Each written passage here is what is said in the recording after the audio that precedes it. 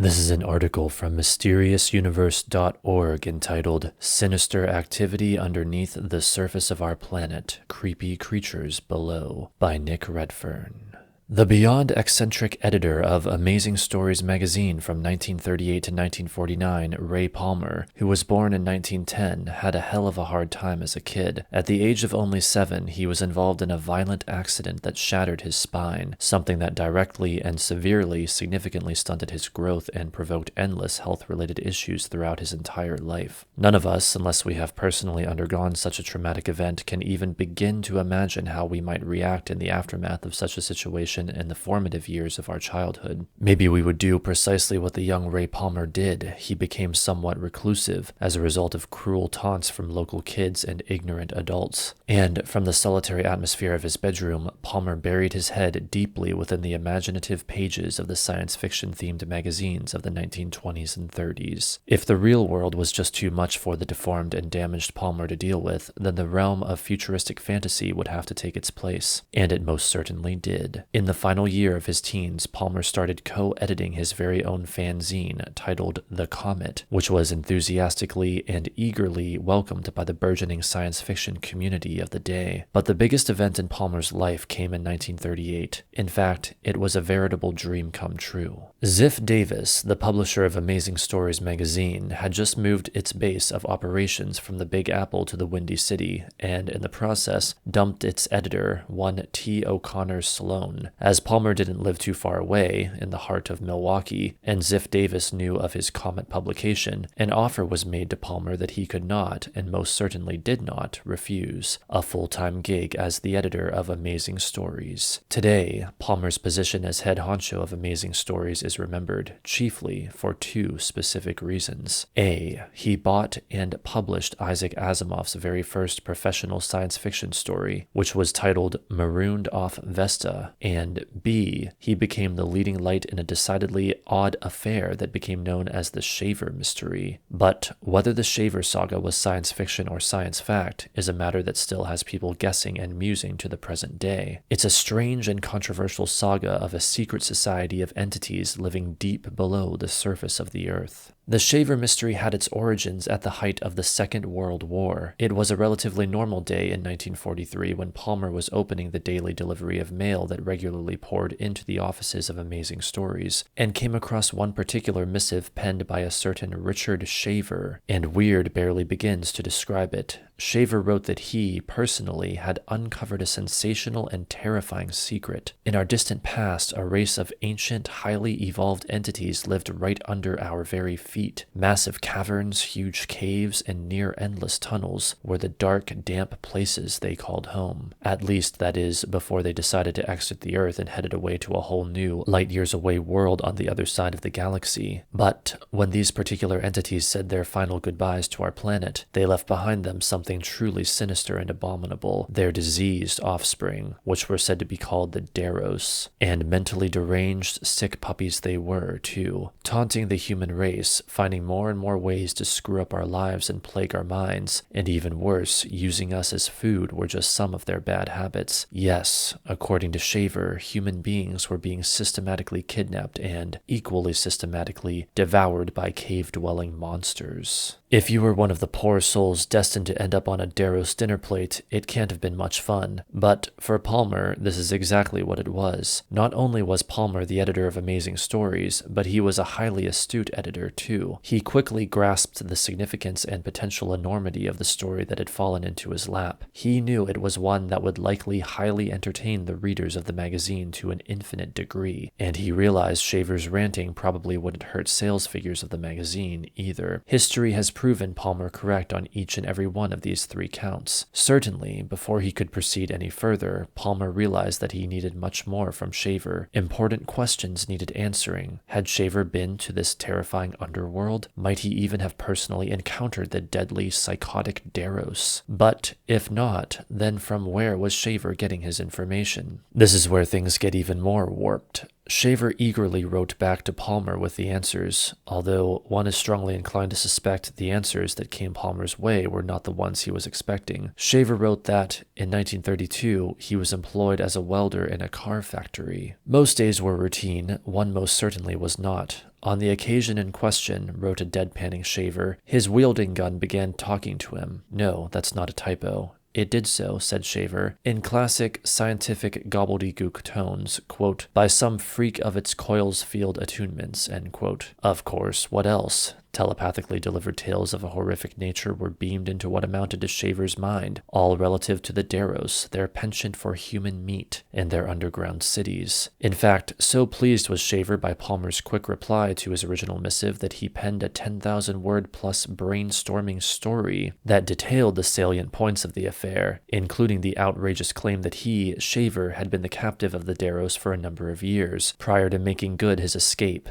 and before ending up in the inevitable cooking pot. This was absolutely great, thought Palmer, who duly burned the midnight oil, tidying up and editing Shaver's story, which finally appeared in Amazing Stories in March 1945, in a feature titled I Remember Lemuria. Never mind through the roof, sales of the particular issue went through the stratosphere, and both Palmer and the publisher were delighted. Neither, however, was quite prepared for the thousands of letters that poured into the offices of Amazing Stories from a multitude of readers who had become fascinated by the tales of Richard Shaver. We want more. Those were the words coming from the huge readership, and Palmer did not disappoint in the slightest. The Shaver controversy continued for decades, constantly being added to by other characters who claimed knowledge of the Deros and their evil underworld. Today, the entire issue is viewed by the majority of UFO researchers as nothing more than a practical joke, one initiated by Shaver, for who the term nutty as a fruitcake might very well have been invented, and then expanded upon by Palmer, ever ready to increase the audience size of his cherished magazine, no matter how tall the tale was. That said, however, Shaver still has a huge following today, and after all, who really knows what sort of monstrous entities might be lurking and living deep below us? It should be noted that the late Mac Taunys updated the Palmer saga, and to the point where such a thing was plausible to at least a higher degree than that Palmer could. Let's see what Taunys said of this. Before his death in late 2009, Mac Taunys was digging deep into the strange and enigmatic world of what he termed the crypto-terrestrials. Taunys' theory was that, perhaps, the intelligences behind the UFO phenomenon were not extraterrestrial or interdimensional, as many assume or believe them to be, after all. Rather, Taunys was following the idea that the so-called Greys and many of the other bizarre humanoid creatures seen and presumed to have alien origins were from right here, on Earth. Taunys offered the theory, and he was very careful to admit it was just a theory, that his aliens of the terrestrial variety are, actually, a very ancient and advanced body of people, closely related to the human race, who have lived alongside us in secret, deep underground, for countless millennia. In addition, Taunys theorized that in today's world they may well be declining, in terms of both their numbers and their health. Taunys also suggested that the crypto-terrestrials might make use of a great deal of subterfuge, camouflage, and deception to try and ensure they appear far more in advance of us, when,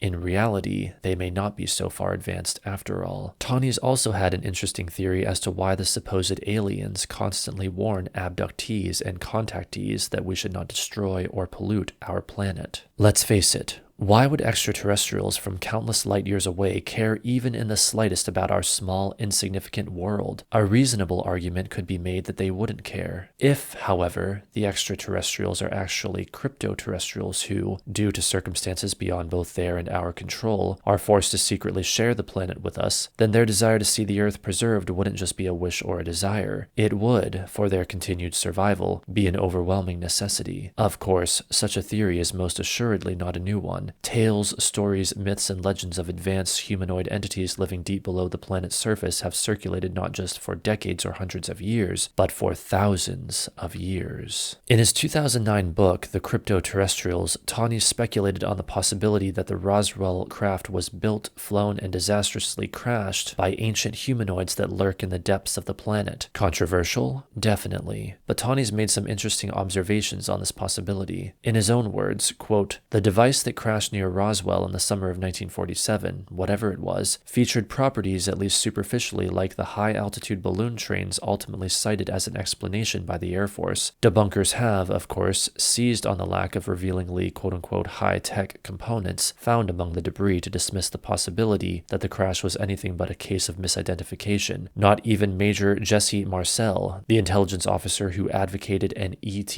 origin for the unusual foil and structural beams, mentioned anything remotely resembling an engine or power plant. End quote. Taunts continued, in a fashion that emphasized the cryptoterrestrials may not be as scientifically and technologically advanced as they might prefer us to think they are. Quote, the cryptoterrestrial hypothesis offers a speculative alternative. Maybe the Roswell device wasn't high-tech. It could indeed have been a balloon-borne surveillance device brought down in a storm, but it doesn't logically follow that this was one of our own. End quote. Taunts concluded, quote, upon happening across such a troubling find, the Air Force's excessive secrecy begins to make sense. End quote. We're not quite done. Leslie-Cleave, UK, is an extraordinarily strange place at the best of times. An inordinate number of unexplained incidents and anomalous phenomena have occurred on an amazingly regular basis. Moreover, the remains of prehistoric stone huts can be seen in the direct vicinity, and an ancient burial monument, Datuadoc Stone, which is estimated to have originated at some point around 550 to 600 AD, still stands to this very day, pretty much as it did all those thousands of years ago. Not only that, there are rumors of ancient and winding tunnels and caves far below the landscape. It's said that primitive humanoid creatures still lurk and live in the old tunnels. John Downs of the Center for Fortean Zoology says of the weirdness that dominates Leslie-Cleave, quote, I have got reports of sightings of a ghostly Tudor hunting party, of mysterious lights in the sky, and even the apparitions of a pair of Roman centurions at Leslie-Cleave. But, adds John, getting to the most important aspect of the story, quote, Theo Brown's friend saw, clearly, a family of quote-unquote cavemen, either naked and covered in hair or wrapped in the shaggy pelts of some wild animal, shambling around the stone circle at the top of the cleave. End quote. Vindication of the old tales or myth and legend come to life? Who knows? Now, to Puerto Rico and the chupacabra. One of the strangest things about the chupacabras is the fact that they are incredibly elusive. Not only that, people have seen them disappear incredibly quickly. This begs an important question. How can they, the chupacabras, elude us so skillfully? There's a possible answer to that question. Caves. Puerto Rico is known for its large amount of caves. Could the creatures hide out from the human race, for the most part, by spending most of their time in caves, coming out mainly at night to hunt? Let's have a look at the data in hand. That Puerto Rico is home to a large number of caves is not in doubt. Many of them have huge populations of bats. That's not a matter of any doubt at all. In fact, large is an understatement of epic proportions. For example, Cucaracha Cave alone, which is situated south of the city of Aguadilla in the Cordillera Yaikaoa, is home to quite literally hundreds of thousands of bats. That gives you some idea of how extensive some of these caves and caverns extend. With that all said, perhaps there really are underground creatures under the surface of our planet.